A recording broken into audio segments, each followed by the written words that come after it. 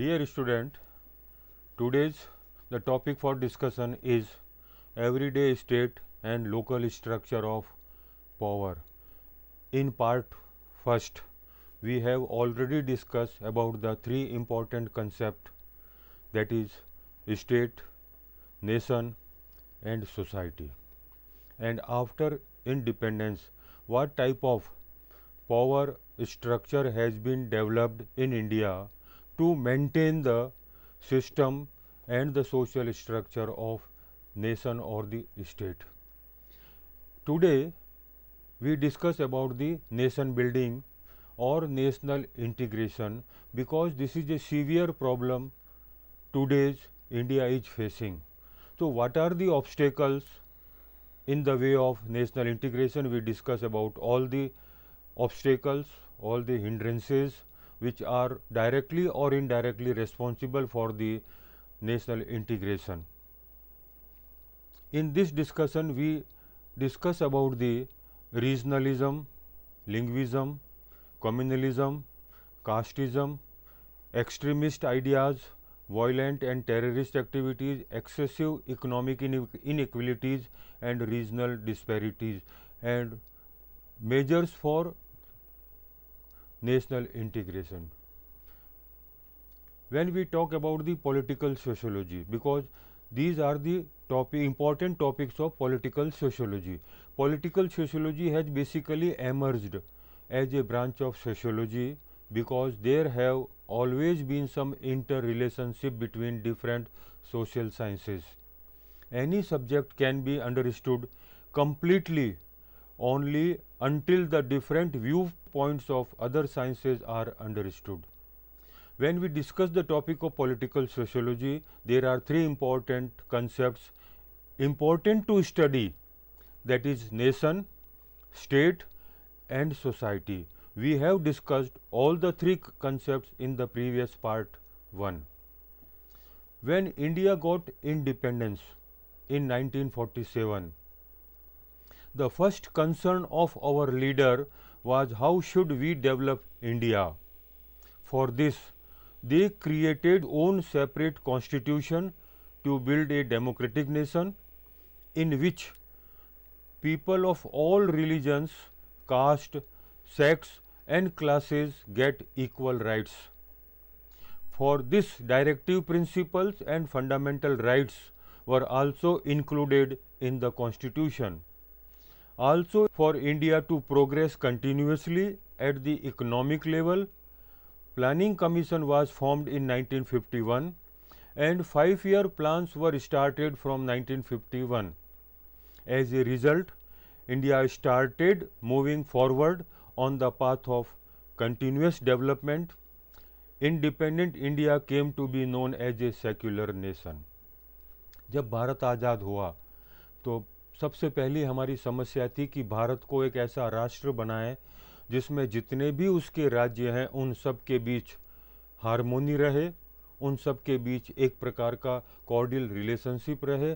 इसलिए नेताओं ने ये सोचा कि हमको भारत में एक ऐसा संविधान बनाना है जिसमें सबको समान अधिकार मिले, लेकिन साथ में आर्थिक स्तर पर भी समानता की बात करते हुए 1951 में Planning Commission has been developed and they have started 5-year plans from 1951 for the justice, for the economic equalities.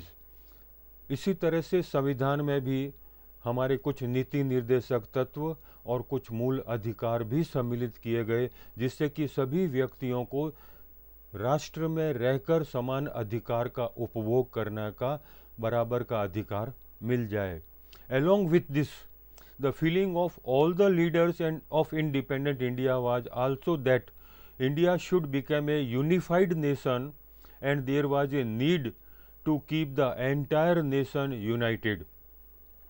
In 1955, in Bengaluru, the first Prime Minister Pandit Nehru, while emphasizing on national integration, had said, "We, the citizen of the Republic of India, with our feet firmly planted on the soil, stand looking towards the sky with our backs straight and establish coordination and integration. Political integration has happened to some extent, but the integration I want is much deeper, and that is the emotional integration of the Indian people, so that we unite and create one national unity while maintaining all the wonderful diversities we have. In this way, Nehru has talked about unity in diversity. Many conferences and conventions etc. have also been organized from time to time, in which many suggestions were given for national unity. Yet, today emotional unity in the country has remained just an imagination. We want to establish this type of feeling among the people of nation, that they develop harmonious relations among all the persons and between the religions to religion, caste to caste, sect to sect, language to language. This type of feeling is essential for the national integration. What is the meaning of national integration? Generally, the meaning of nation is taken from the human groups in which there is a feeling of unity. In this context, John Stuart Mill writes, "A nation is a part of human race united by common sympathies with each other in comparison with other people and a strong desire to live under the same government." This type of feeling is essential for national integration. The concept of national integration has been seen in many forms, such as binding of many small states under one authority from political and administrative point of view.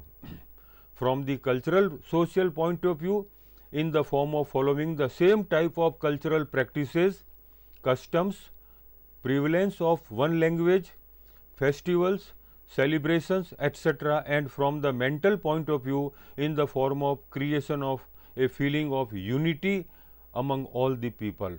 Thus, some people see national unity is a concrete form, while some interpret it abstractly in the form of mental bonds.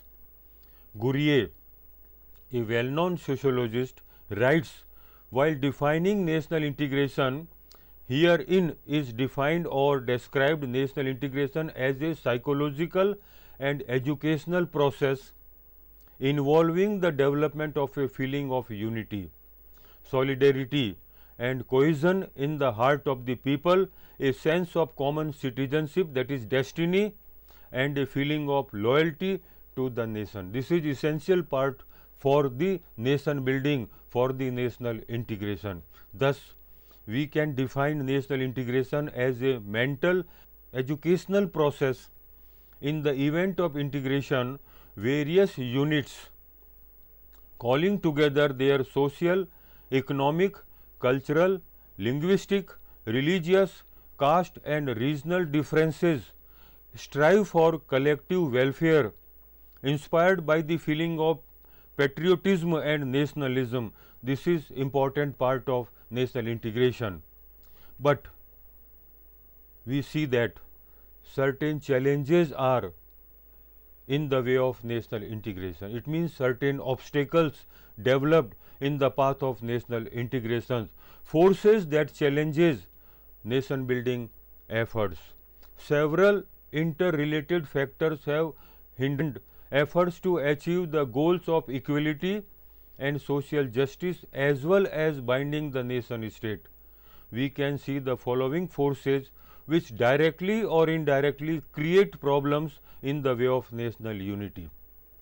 जब हम बात करते हैं राष्ट्रीय एकीकरण की, हम सब चाहते हैं कि भारत एक राष्ट्र जिसमें सभी लोग एक दूसरे के साथ मिलजुल कर राष्ट्र के बारे में सोचें, परंतु किसी न किसी रूप में कुछ ऐसी बाधाएं, कुछ ऐसे ऑब्स्टेकल्स उत्पन्न हुए हैं जो राष्ट्र की एकता को खतरा दे रहे हैं, या हम यह कहें कि राष्ट्र के सामने बहुत सारी चुनौतियां डेवलप हुई हैं जो राष्ट्रीय एकीकरण के मार्ग की बाधाएं कही जा सकती हैं. उनमें the first important obstacle is regionalism, that is feeling of about own regions. Regionalism is supposed to be a synonymous of provincialism, which breeds localism, isolation and separation. That is, worshipping his own region is known as regionalism. According to Webster Dictionary, regionalism is consciousness of and loyalty to a distinct subnational or supranational area, usually characterized by a common culture, background or interest. Regionalism has had many effects, such as communalism has flourished in political parties and feeling of regional bias, inter-regional tensions and conflicts, linguisticism and conflicts over economic and political interests, etc. have arisen, all due to the feeling of regionalism. This has strengthened the tendency of regional egoism, that is, giving priority to one's own region. The provinces have demanded greater autonomy and rights, as a result of which separatist ideas have gained momentum. All this has posed a threat to democracy and national unity or national integrity. This is one of the important obstacles in the way of national integration or nation building. The second is linguism, that is feeling about own language. The language dispute has also added fuel to the fire in intensifying the separatist trend. It is a common belief that the nation should have only one language.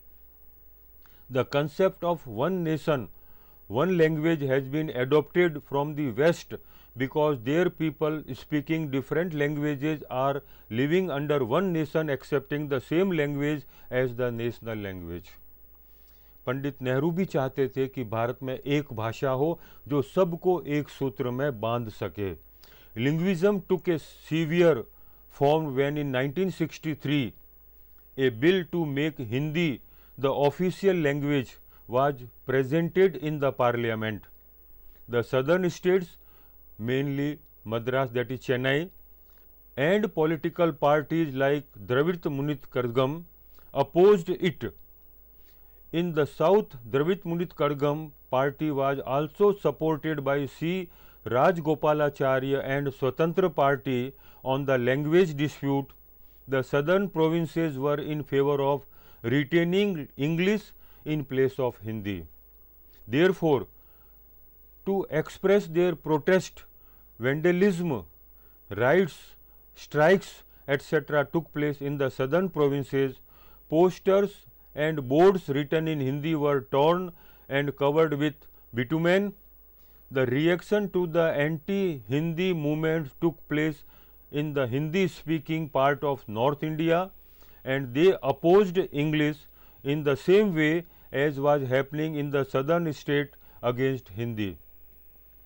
Hindi का विरोध दक्षिण भारत में हुआ हो कि हमारी अपनी भाषा इंग्लिश है या हमारी अपनी जो लोकल लैंग्वेज हम उसी में बात करना चाहेंगे और वही हमारे लिए आवश्यक है. हिंदी का विरोध जब किया तो यह आग उन राज्यों में भी पहुंची जहां पर हिंदी स्पीकिंग लोग रहते थे, जो हिंदी बोलने वाले थे. उन्होंने भी आंदोलन किया कि हमें हिंदी भाषा चाहिए. अर्थात एक प्रकार से आग लगी भारत में और उससे राष्ट्रीय एकता को खतरा उत्पन्न हुआ. That is the base of linguism. It is clear from the above description that the language problem created a situation of hatred, violence, tension and conflict in all parts of the country, as a result of which the unity in the country was shaken and mutual hatred, animosity and discord were promoted among the people living in different parts of the country. The third important obstacle in the way of national integration, that is communalism. Today we are also facing this type of problem in India also. While defining communalism, it can be said that communalism explains the tendency of any socio-religious group to maximize its economic, political and social strength at the expense of other groups. This type of sentiments is contrary to the concept of a nation state for any country which is secular. Secularism in Indian context is defined as the peaceful coexistence of all religions without state protection of any religion.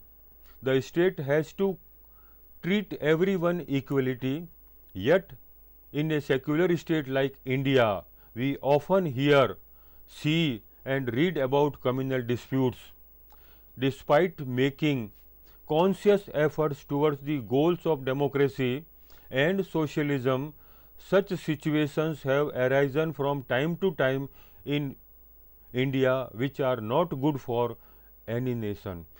संप्रदायवाद एक बहुत गंभीर समस्या है भारत में और आज भी हम लोग प्रत्यक्ष या अप्रत्यक्ष रूप से इस समस्या का सामना कर रहे हैं, जिसमें अलग अलग धार्मिक समूह अपने अपने हितों की पूर्ति के लिए they want to fulfil their own interest, और इसीलिए वे दूसरों के प्रति नफरत या घृणा की भावना पैदा करते हैं और उस प्रकार का माहौल पैदा करते हैं जो राष्ट्र की यूनिटी के लिए खतरा है। हम देखते हैं कुछ अल्पसंख्यक समूह हैं, कुछ बहुसंख्यक हैं। अल्पसंख्यक चाहते हैं कि हमारी अपनी कुछ आवश्यकताएं हैं, उनकी पूर्ति के लिए बहुसंख्यक लोग उनके मार्ग में बाधाएं उत्पन्न कर रहे हैं, इसलिए इनके बीच में हार्मोनियल रिलेशंस डेवलप नहीं हो रहे हैं और आपस में कई बार वायलेंस, थ्रेट एट्सेट्रा एट्सेट्रा ये सिचुएशन पैदा होती है जो राष्ट्र की यूनिटी के लिए खतरा है। Tension between different communities has also been a hindrance to national integration. According to police records, most of the communal tensions have been caused by minor reasons such as breaking the statues, cow slaughters, sprinkling of color on Muslims, bands playing or organizing concert in front of mosques, stone pelting during religious processions and festivals, etc. Such incidents are indicative of mental narrow-mindedness. Due to the tainted feeling of communalism, riots took place in different parts of the country. The fire of communalism flared up in many cities like Jabalpur, Ranchi, Indore, Bhiwani, Ahmedabad, Meerut, Moradabad, Bihar Sharif, Surat, Jodhpur, Aligarh, etc. In 1990, communal riots took place in places like Lucknow, Kanpur, Agra, Jaipur, Aligarh, Hyderabad, etc. Along with religious and social reasons, economic reasons have been important behind these riots. तो किसी किसी रूप में हमें लगता है कि आर्थिक कारण भी एक कारण है जो विभिन्न संप्रदायों के बीच इस प्रकार की भावना, जिसमें कि गैप बहुत अधिक हो रहा है, एक दूसरे के प्रति नफरत की भावना जो राष्ट्र की एकता के लिए बहुत गंभीर बाधा समझी जाती है।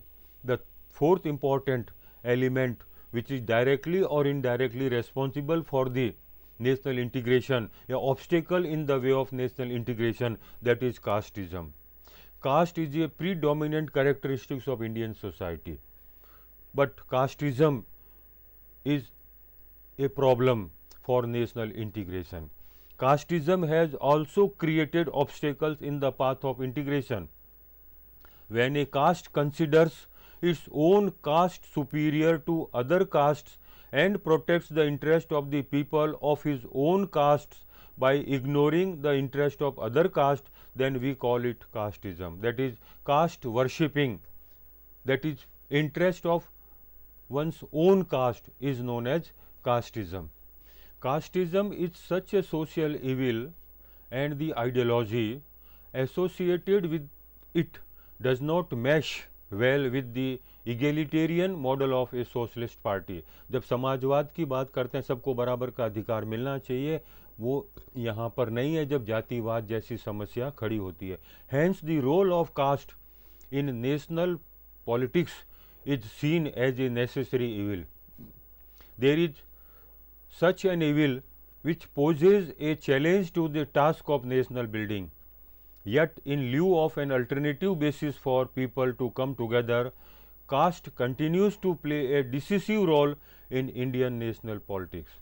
रजनी कोठारी ने बहुत अच्छी पुस्तक लिखी caste and politics in India, जिसमें उसने कहा कि भारत में एक तरफ जाति में राजनीति प्रवेश कर रही है तो दूसरी तरफ राजनीति में जाति प्रवेश कर रही है, और उसका परिणाम ये हुआ है कि कास्ट राजनीति से जुड़कर राजनीति का जातिकरण और जाति का राजनीतिकरण हो गया, अर्थात पॉलिटिसाइजेशन ऑफ कास्ट ऐसी समस्या है जिसमें हर जाति किसी न किसी रूप में अपना संगठन बनाकर अपनी शक्ति प्रदर्शित करना चाहता है, जिससे कि उसे राजनीति में अपना हस्तक्षेप का अधिकार मिल जाए, उसको वो ताकत मिल जाए कि वह भी राजनीति में आ जाए।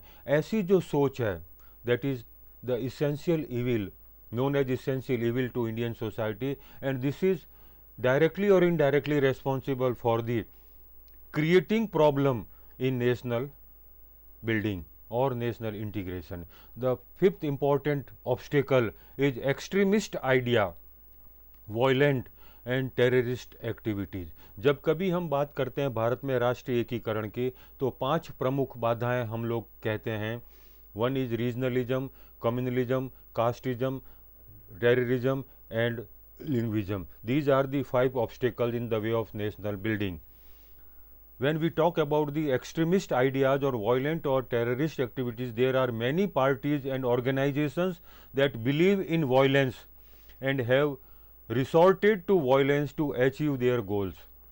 Naxalites carried out sabotage and killing in Bengal, Bihar, Odisha, Andhra and other provinces. Supporters of fascist and Maoist ideology also committed incidents of violence from time to time. Such reactionary and subversive elements have also hurt national integration. Along with this, terrorism is also a problem. This is a cowardly act of those terrorist groups who want to disturb the peace of the country. Its objective is to create a situation of panic among the people. They want to keep the people in a constant state of fear to prevent the country from prospering. वो नहीं चाहते हैं कि राष्ट्र विकास करे, राष्ट्र आगे बढ़े और राष्ट्र के सब लोग मिलजुल कर अपना अपना लक्ष्यों को पूर्ण करने में योगदान दें. Hence, this is most severe problem which is creating problem in the way of national integration, that is terrorist. Then sixth is excessive economic inequality. आर्थिक असमानता, एक के पास बहुत दूसरे के पास बहुत कम, ऐसी स्थिति में भी एक दूसरे के प्रति घृणा और नफरत पैदा होना स्वाभाविक है. When we talk about the excessive economic inequality, national integration has also been threatened by economic inequality. Day by day, increasing inflation, unemployment and increasing gap between rich and poor have also created a feeling of rebellion among the peoples. Crores of people in the country are living below the poverty line. On the other hand, some people are becoming rich by black marketing, smuggling, profiteering, adulteration and hoarding. Therefore, most of the scholars are of the opinion that on the surface it seems that communalism, linguisticism and regionalism are behind the incidents happening in our country, but at the root of it lies lack of development and proper distribution of available resources. This economic disparity has given rise to corruption. Excessive economic disparity is responsible for jealousy, hatred, unrest and conflict among different classes. Such a situation also hinders national unity. That is, economic inequality is also responsible for the national integration. Next is regional disparities. Regional differences are also another major obstacle in the path of national integration. The uneven development of different regions of India has negatively impacted the characteristics of national integration. The uneven development of regions after independence has given rise to many social movements. For example, the then Jharkhand movement that included tribal groups from Bihar, Madhya Pradesh, Bengal and Orissa emphasized the backwardness of the region among other issues. While demanding a separate state, those involved in the movement argued that the region's rich natural resources were squandered from the benefits of others. This dissatisfaction caused by the perceived and or real threat to material deprivation has led people to think that socio-economic development of their area is not possible if they remain part of the Indian Union. As a result of these movements, the national government acceded to their demand for a separate state, and in November 2000, three new states Jharkhand, Chhattisgarh and Uttarakhand were formed. In the case of Jharkhand, the demand was for a state comprising the tribal areas of Bihar, Orissa and Madhya Pradesh and West Bengal. The new state was created and included only a part of the state of Bihar. Regional disparities in terms of socio-economic development have at times proved to be a threat to the concept of a united nation state. कई बार राजनीतिज्ञ भी इस तरह से करते हैं कि एक राज्य को बहुत अधिक विकास का अवसर देते हैं, जबकि दूसरे राज्य के लिए विकास में कई तरह की बाधाएं उत्पन्न करते हैं। इसका परिणाम ये होता है कि राज्य और राज्य के बीच कई बार इस तरह के भावनाओं को प्रस्फुटित होने का अवसर मिलता है, जिससे कि एक दूसरे राज्य के प्रति नफरत या घृणा की भावना पैदा होती है। Thus, we see that from time to time various factors have created obstacle. Due to these obstacles, violence has erupted from time to time in the country. Reactionary forces have flourished, separatist forces have risen, national unity has deteriorated, external aggressions and internal crises have arisen, national strength and resources have been lost, political, social and economic instability has arisen in the country. Same time, selfish elements have fulfilled their personal interest at the cost of Bahujan Hitai, welfare to all. Therefore, there is a need to deal strictly with these elements hindering national integration and build a strong nation. The efforts required to maintain national integrations are as follow. जब बात करते हैं बहुत सारी बाधाएं आती हैं जो राष्ट्र में एकता को खतरा उत्पन्न करती है, तो हमें आवश्यकता महसूस होती है कि हम उस तरह के कदम उठाएं जिससे कि नेशनल इंटीग्रेशन बनाए रख सकें। राष्ट्र के सभी लोग, सभी राज्य, सब भाग में रहने वाले लोग एक दूसरे के प्रति इमोशनल अटैचमेंट के साथ जुड़कर रहें, तभी हम कह सकते हैं इंडिया में एक तरफ डाइवर्सिटी है तो वहाँ दूसरी ओर यूनिटी भी है। तो what are the measures we develop for the national integration? Following suggestions can be given to maintain national integration. The first is propaganda for national integration should be done in the entire country. For this, radio, cinema, television, newspapers and magazines should be used. At present, all these means are powerful means of forming public opinion. The public should be asked to be cautious of people who spread communal and religious hatred, and such people should be publicly condemned.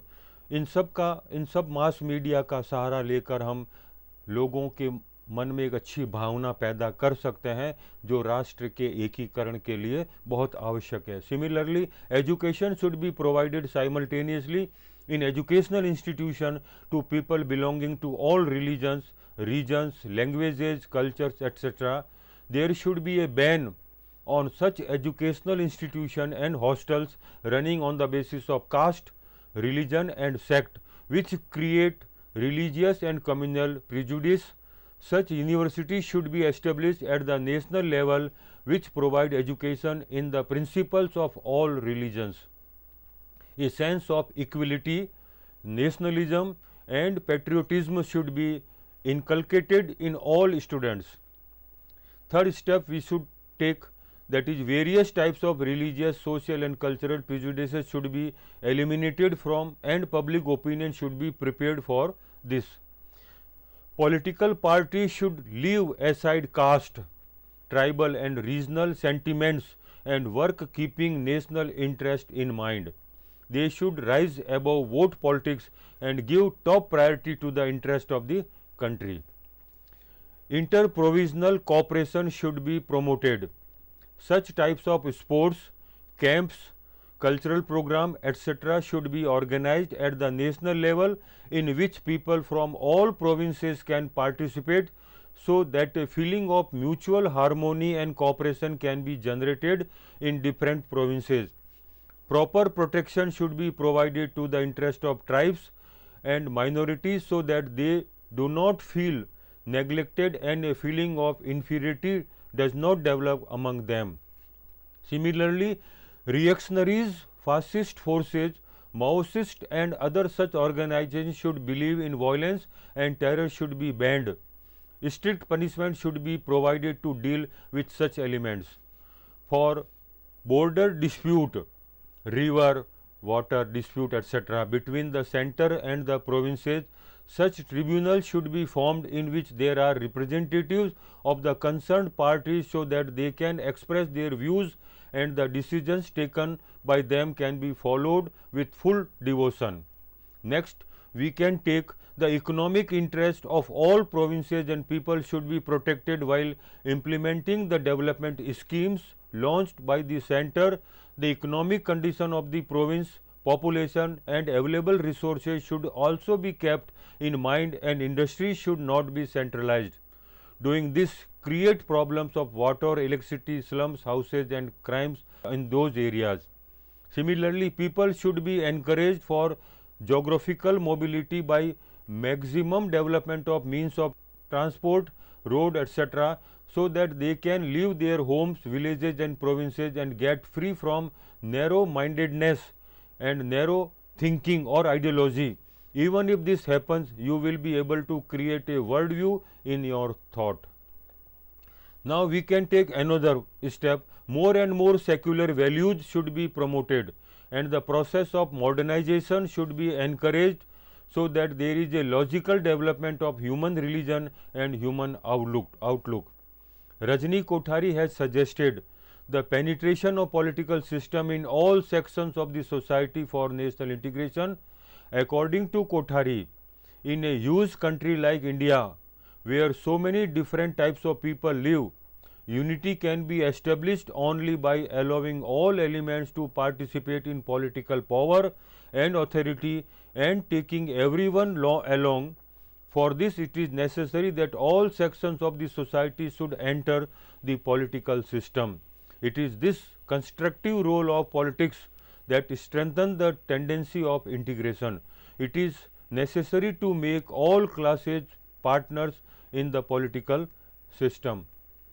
ये सारे के सारे वे कदम हैं जो अगर हम उठाएं जिससे कि सब लोगों को लगे कि ये देश हमारा है और हम इस देश के हैं, तो जिस तरह की घृणा और नफरत की भावना पैदा होती है, चाहे जाति के नाम पर, चाहे धर्म के नाम पर, चाहे भाषा के नाम पर, चाहे क्षेत्र के नाम पर, वह धीरे धीरे कम होंगी और एक ऐसे अवसर दिए जाएं सबको जिससे कि एक दूसरे के साथ हारमोनी डेवलप हो। इसके लिए हम इस तरह के प्रोग्राम्स भी ऑर्गेनाइज करें थ्रू सेमिनार, थ्रू कॉन्फ्रेंसेस, जिससे कि ऐसी फीलिंग डेवलप हो सकें कि उनको लगे कि ये भारत हमारा है, ये देश हमारा है और हम अपने देश के लिए सहयोग कर सकते हैं, तभी राष्ट्रीय एकीकरण कायम हो सकता है. We can summarise all the discussions and say that national integration refers to the bringing together of diverse communities and individuals within the country to promote a sense of unity and belongingness.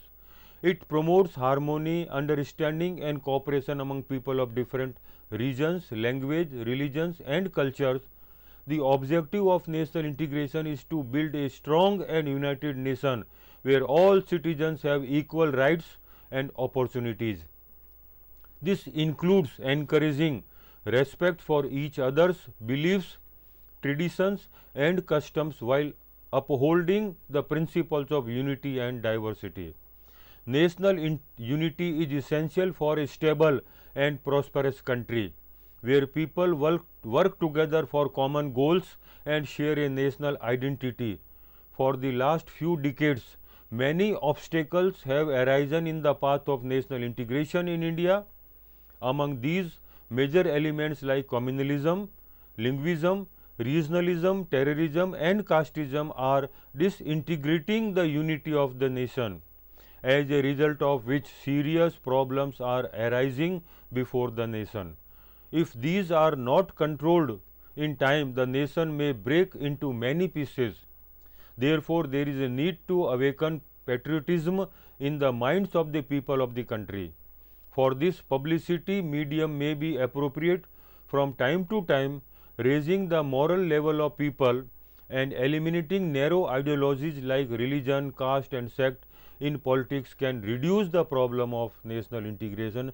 अगर हम इस तरह से कुछ कदम उठाएं जिससे कि लोगों को लगे कि हम भी भारत के अंग हैं, हम भी राष्ट्र के अंग हैं और वो सब मिलकर राष्ट्र की यूनिटी में अपना योगदान दे सकते हैं, ऐसी स्थिति में जो एक सोच है, संकीर्ण सोच, नैरो माइंडेडनेस, वो धीरे धीरे कम होगी। इसके लिए हमें प्रयास करना पड़ेगा, तभी जो खतरा है राष्ट्र निर्माण का या राष्ट्र एकीकरण का वो कम किया जा सकता है।